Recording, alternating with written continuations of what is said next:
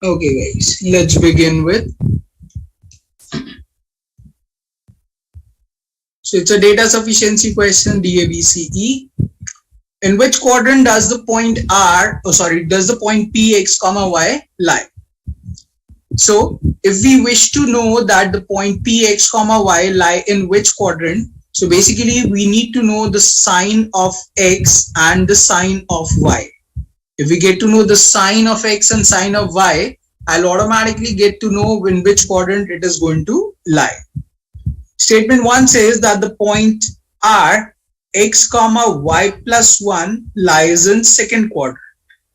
If this coordinate lies in second quadrant, it is going to be negative comma positive, which means x is going to be less than 0, that is known, and y plus 1 is going to be positive, greater than negative 1. Y is going to be greater than negative 1 means y could be negative 0.5, y could be 0, y could be positive 0.5, y could be 1, y could be 2, and so forth. That means y could be negative, y could be 0, y could be something positive. So we have no confirmation about the sign of y in the first statement. Therefore, first statement is going to be out. AD will be ruled out. If you look at second statement, it says q x plus 3 comma y lies in third quadrant. If this point lies in third quadrant, that means it's going to be negative comma negative, which means x plus 3 is going to be less than 0, which implies x is going to be lesser than negative 3. If x is going to be less than negative 3, that means x is going to be always negative, and y is given to us as negative. So we got to know the sign of x as well as the sign of y. That is, it is going to be always negative comma negative. And if x is negative, y is negative, the coordinate will always lie in the third quadrant, which is clearly stated by the second statement. Therefore, second statement is sufficient to answer the question asked. Henceforth, the correct answer to the question will become option B. So individually, you are expected to look at the sign of x and y in this question to get the answer in place. So guys, am I clear about the approach of the question?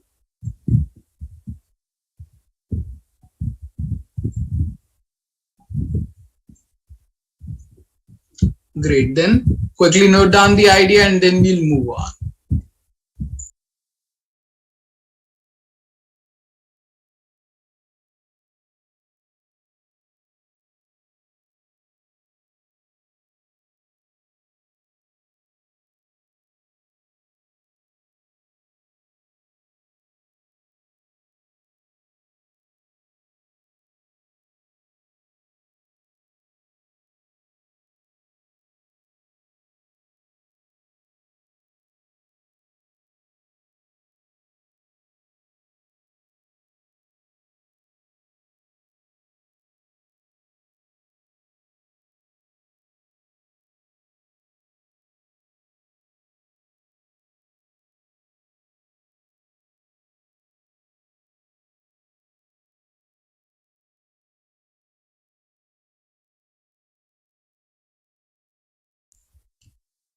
Okay guys, moving on now.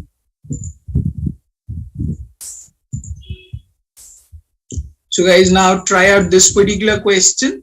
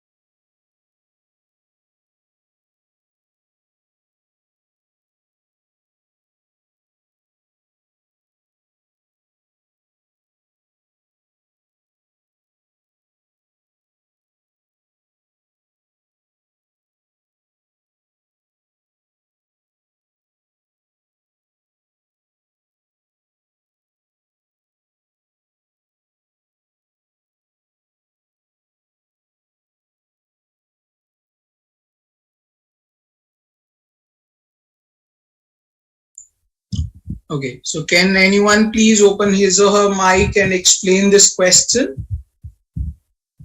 What exactly you have done?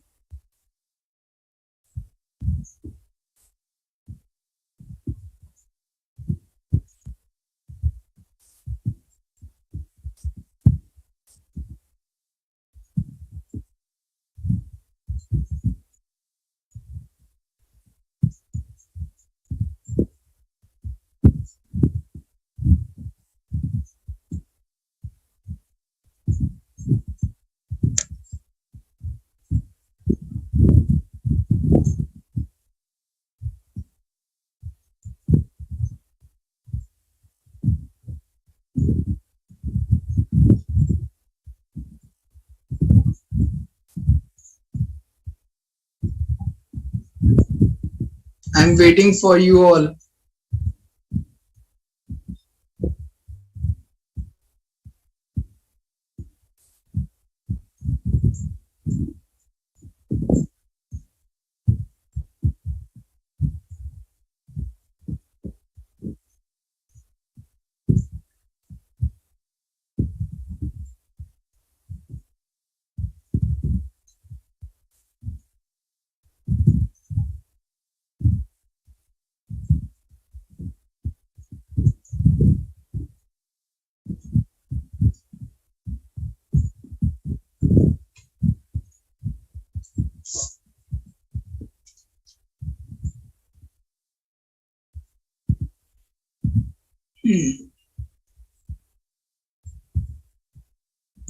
So everybody is saying C.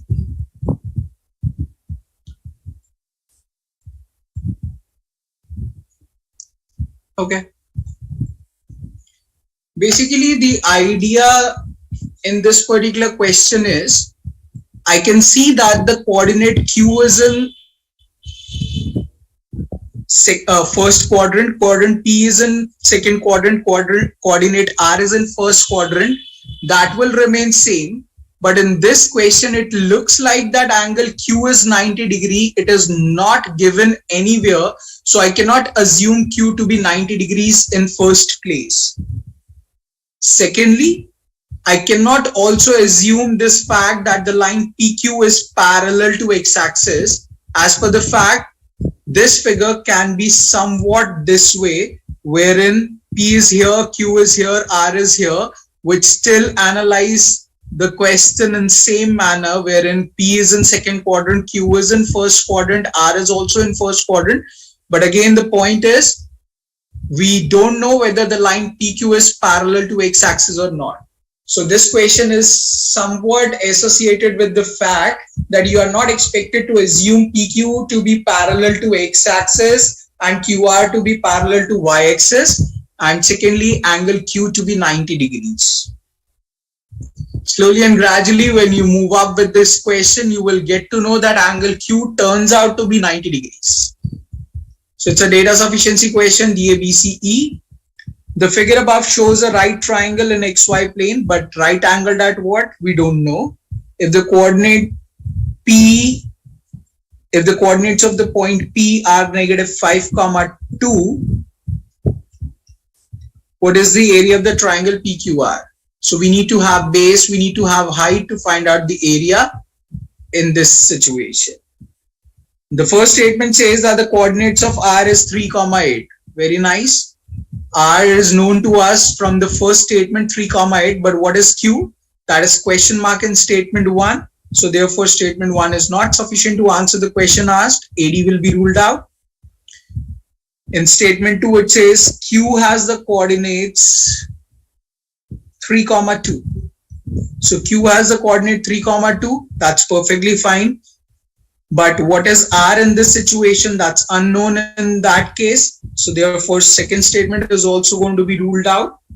But when we combine the two statements, we get to know P is here, Q is here, R is here, and eventually we got to know the 3 coordinates. If we got to know the 3 coordinates, we can easily find out the fact that angle Q is going to be 90 degrees because this is 3, same as this. This is 2, same as this. So definitely the line PQ and QR are going to be parallel to X and the Y axis. So if this angle is 90 degree, this line is going to be parallel, this line is going to be parallel. So this angle will automatically become 90 degree.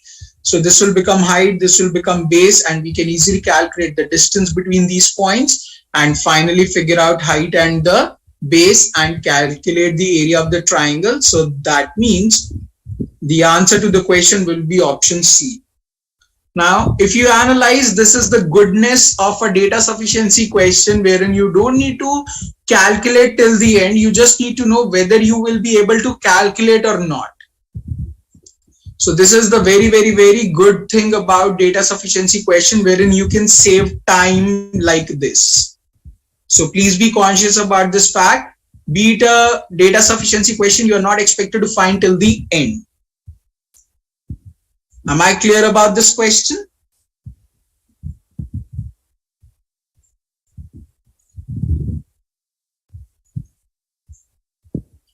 Great, then quickly note down the idea and then we'll move on.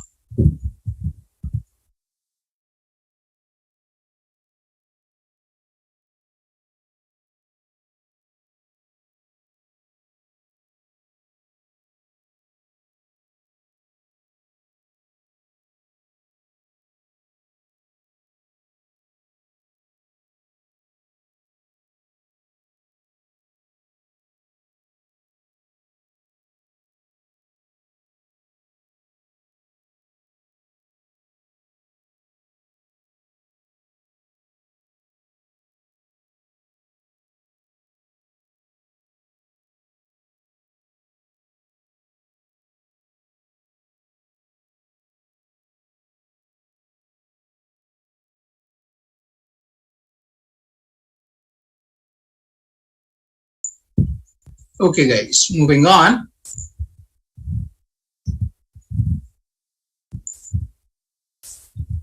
Now the next idea is about equation of a line. Simply remember this fact that in GMAT we are going to be very specific about it.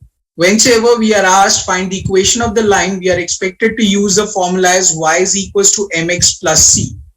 This is basically known as slope intercept form.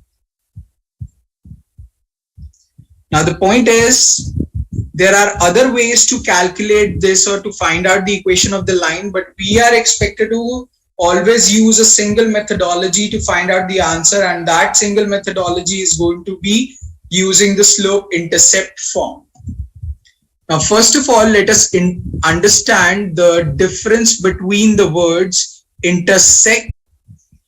Now when I say intersect, it means two lines are intersecting at a point, that means touching or meeting at a point.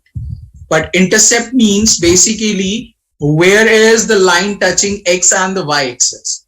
The line wherever it touches x axis is the x intercept, and wherever it touches y axis it's the y intercept. Now it's quite evident and obvious. If the line is touching on the left hand side of x axis, this coordinate needs to be minus x comma 0, and this coordinate will be 0 comma minus y. So the objective here is to understand the fact that intercept comes with the sign. So if it is going to be negative, we will place a negative sign. And basically intercept is all about the distance from the origin, and origin is 0 comma 0, and it's all about with the sign. Now here y is equals to mx plus c is the slope intercept form wherein m denotes the slope of the line and the c denotes the y intercept of the line.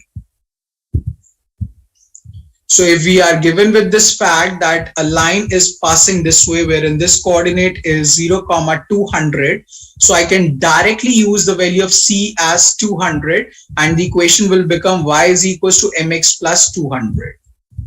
So that will become an easier aspect to find out the equation of the line. So it's simply about understanding the nature well in place. Now we all know this fact that generally we write the equation of the line in the form of ax plus by plus c is equals to 0. For an instance, 2x plus 3y plus 6 is equals to 0. Now we write generally the equation of the line in this way, but if we convert this in y is equals to mx plus c form, I'll get to know many things about the equation of the line. For an instance, you can clearly see this fact if you convert it that ways, it will be 3y is equals to minus 2x minus 6. Y will be equals to minus 2 by 3x minus 6 by 3. And now you compare it with y is equals to mx plus c, you can clearly see that the slope of the line will be negative 2 by 3. So you got to know the sign of the slope, and y-intercept is going to be negative 2. So you got to know the y-intercept as well. So you got to know many important information about this particular line, that this line will be negatively sloped and it will have a negative y-intercept. So therefore, it will become very easy to analyze the situation on the graph. This line will have negative slope. That means the line will move down from left to right, and it will also have negative y-intercept. So it will be somewhat like this, touching the y-axis at a negative point, and it has a negative slope. So therefore, definitely it will look like this way. So it becomes very easy to analyze the situation upon looking at the signs of slope and the y-intercept, and it becomes very easy for us. So make sure that you are always expected to convert every equation of the line in the form of y is equals to mx plus c, because it gives a lot of information about the line and it becomes very easy for us to analyze the situation about the graph. And moreover, if we are given that the equation of the line is 2x plus 3y plus 6 is equals to 0, find the slope of the line. So the moment I'll convert it in the y is equals to mx plus c form, I will automatically get to know that the slope of the line is minus 2 by 3, and I'll get the answer to the question. So basically my point is, this is one of the way of answering the question correctly. So guys, does this make sense to everyone?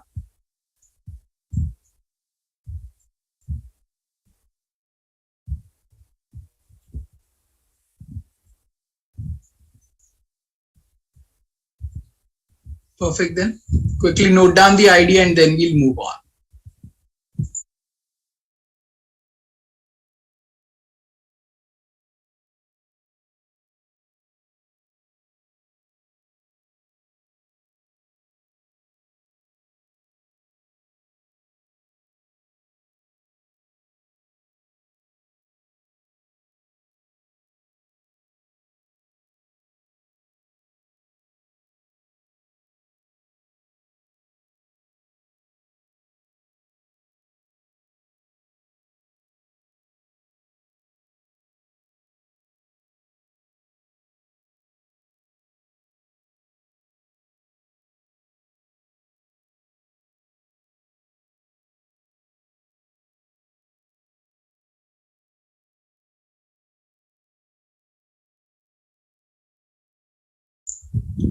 Okay guys, moving on now.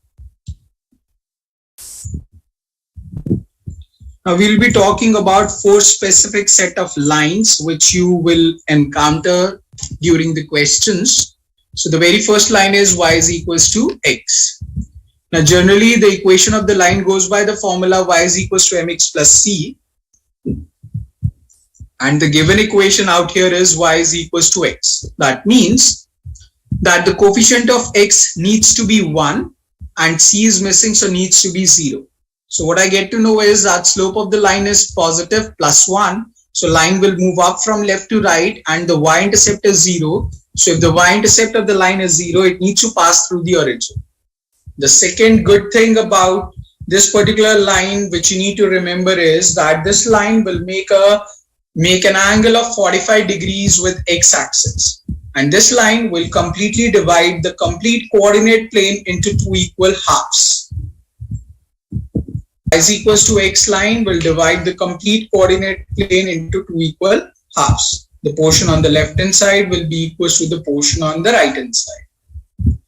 And the final important thing which you need to know is that the equation of the line is y is equals to x. So if I wish to find out the coordinates on this line, so I can simply say if x is 1, y will be 1. If x is 2, y will be 2. If x is negative 3, y will be negative 3. That means the magnitude as well as the sign of x and y on this line will always remain same.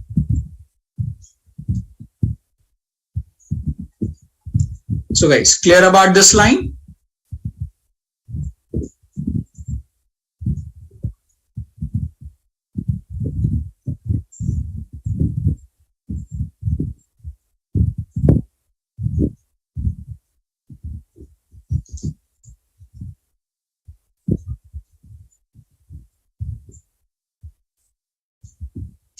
please reply. Am I clear about this?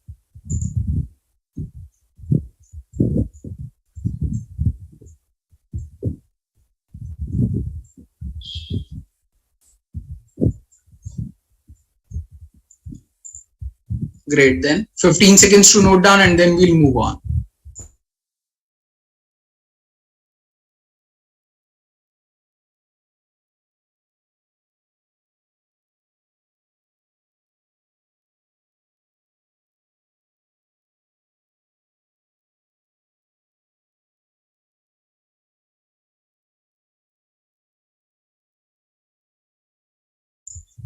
Okay guys, moving on now to the next equation. So the next equation is going to be y is equals to minus x. So the general equation goes by the formula y is equals to mx plus c, and the given equation is y is equals to minus 1x plus 0. So slope of the line will be -1, y-intercept will be 0. Negative slope means line needs to move down from left to right, and y-intercept is 0, so it needs to pass through the origin. Here also this line will divide the complete coordinate plane into two equal halves, and this angle will be 45 degrees. And most importantly, the coordinates on this line will be if x is 1, y will be -1, if x is 2, y will be -2, if x is -3, y will be +3. So the point is magnitude will remain same on this line, but signs will be opposite.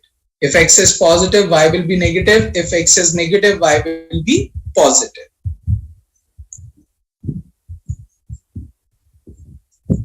Quickly note down this idea and then I'll talk about one more aspect associated with it.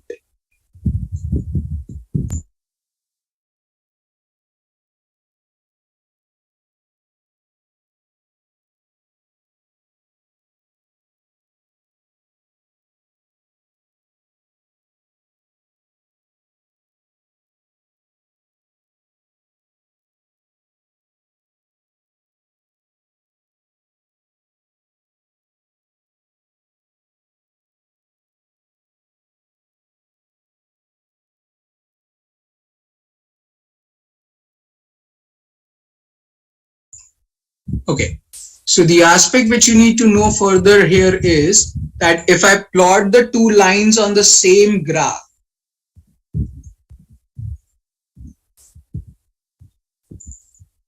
wherein this line is y is equals to x and this line is y is equals to minus x. So this is making a 45-degree angle. This is also making a 45-degree angle. So 45 plus 45 makes it a 90 degrees. That means these two lines, when plotted on the same graph, will form out an angle of 90 degrees between or amongst each other. That is something you need to be mindful about. 15 seconds to note down this idea, and then finally we'll conclude one last thing before we wrap up today's class. Quickly note it down and then we'll move on.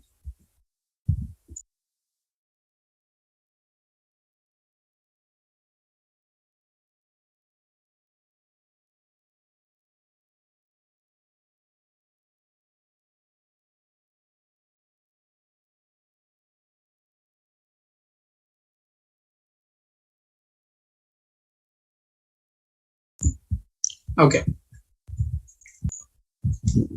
Now, simply remember that if we have a line which is parallel to x-axis, what will be the equation of that line?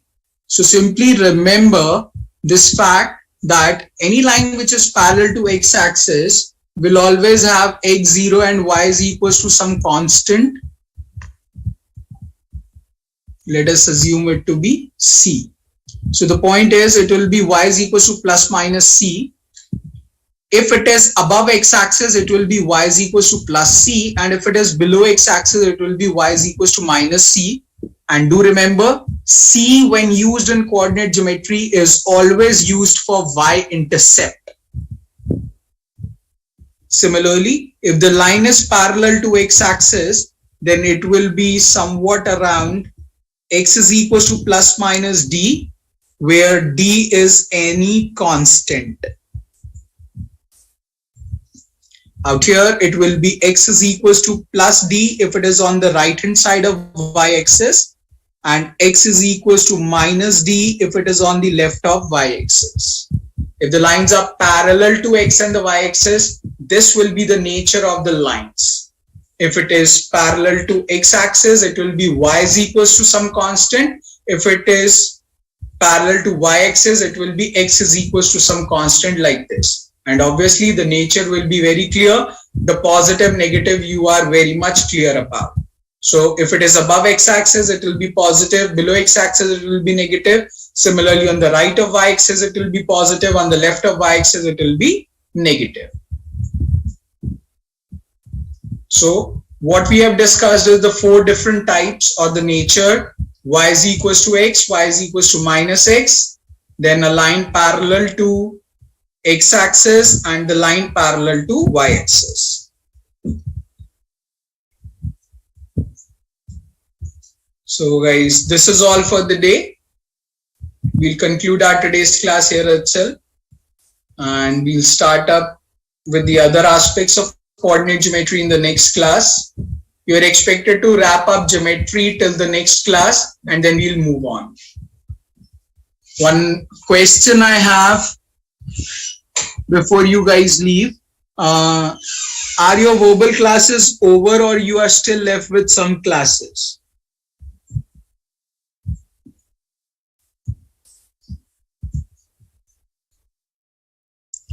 Can you guys open your mic for a quick conversation, please?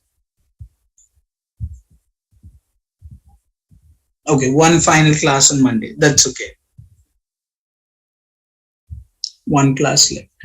Okay, great then. So we'll catch up on Tuesday with the class, and then I'll discuss the further course of action. And in Tuesday's class, we'll be wrapping up with coordinate geometry. And if by chance we'll get the time, by chance I would say, if we'll get the time, we'll start up with the new chapter as statistics. Rest. Thanks a lot for joining in for today. Have a very, very good night and a good weekend. Bye-bye. Take care, everyone.